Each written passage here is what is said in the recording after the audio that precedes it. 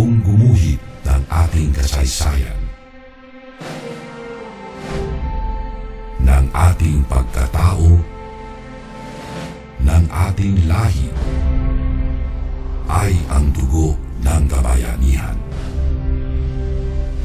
Mula sa mga bakas na iniwan ng ating mga ninuno,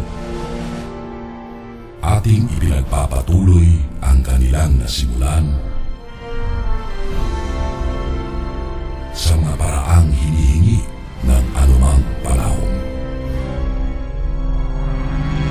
Ako ay Pilipino, ang dugo'y maharlika. Ang bayan ko'y tanging ikaw, Pilipinas kong mahal, ang puso ko at buhay man sa iyo'y ibibigay.